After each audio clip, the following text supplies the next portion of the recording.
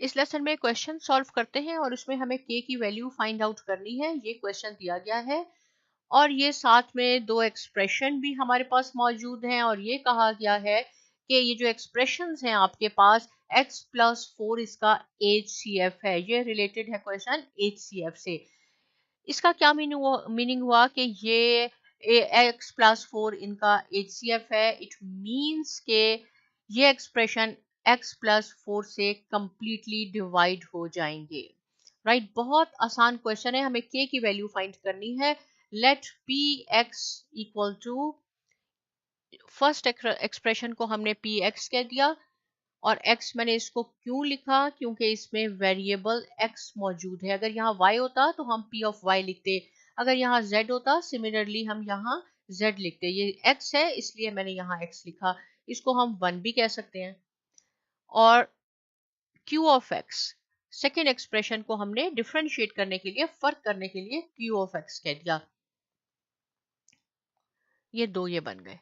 Question क्या है कि x प्लस 4 इनका HCF है और k की वैल्यू फाइंड आउट करनी है। राइट, इट मीन्स कि x plus 4, this expression is completely divisible by x plus 4।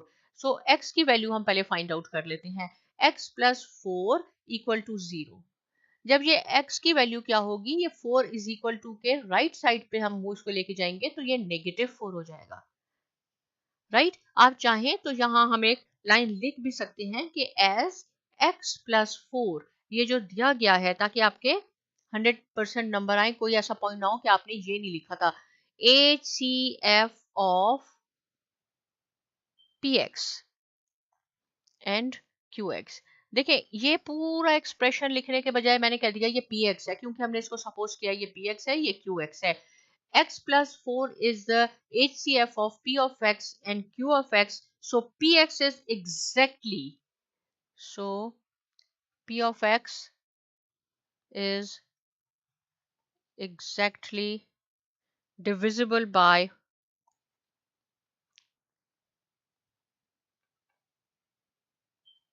x plus 4.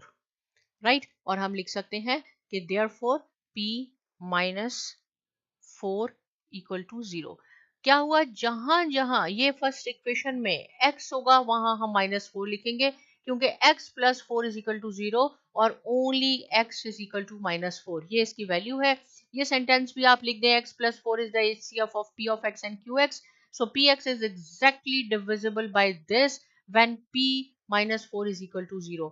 इसमें देखें, जहां जहां आपके पास आएगा x वहां आपने -4 लिखना है और उसके बाद हम इस क्वेश्चन को सॉल्व कर लेंगे। k की वैल्यू आ जाएगी और यही इसकी रिक्वायरमेंट है। Is equal to 0, 4 times 16 -4 -2k -2 is equal to 0।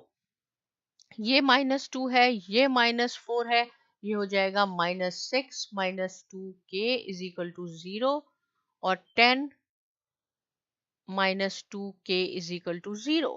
इसमें से सिर्फ k की वैल्यू कैसे हम फाइंड आउट करेंगे, आप इसके नीचे लिखेंगे अपनी अपनी जो जहां सॉल्व करेंगे और एग्जाम में, लेकिन मैं इसको यहाँ लिख देती हूँ कि हो जाएगा इस तरह 10 इज इक्वल टू 10 और ये जो -2k है इसको आप इज इक्वल टू के राइट साइड पे ले जाएं, ये पॉजिटिव 2k हो जाएगा और k इज इक्वल टू 10/2। आप इसको राइट साइड पे भी लिख सकते हैं।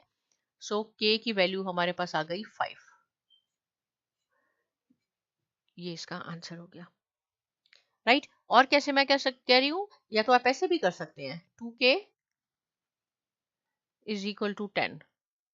राइट, -2k ये एक अलग पैटर्न है, मींस ये जो -2k है आप इसको यहाँ रहने दें, इस 10 को आप इज इक्वल टू के यहाँ ले जाएं तो ये -10 हो जाएगा।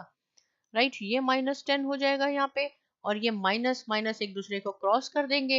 ये 2 से आप डिवाइड कर दें, ये भी 2 से डिवाइड कर दें, हमें सिर्फ k की वैल्यू चाहिए। राइट, तो ये हो जाएगा 5। सेम थिंग आप ऐसे भी कर सकते हैं और यही इस क्वेश्चन में पूछा गया है कि k की क्या वैल्यू है। जब भी आप देख लें x प्लस 4 कहा गया है is equal to 0, x is equal to -4 हो जाएगा। अगर यहाँ पे पॉजिटिव होगा तो आपने नेगेटिव वैल्यू पुट करनी है, नेगेटिव है तो पॉजिटिव वैल्यू पुट करनी है आपने इक्वेशन में और आपके पास k की वैल्यू आ जाएगी। इससे रिलेटेड कोई क्वेश्चन है आप पूछ सकते हैं और बहुत शुक्रिया।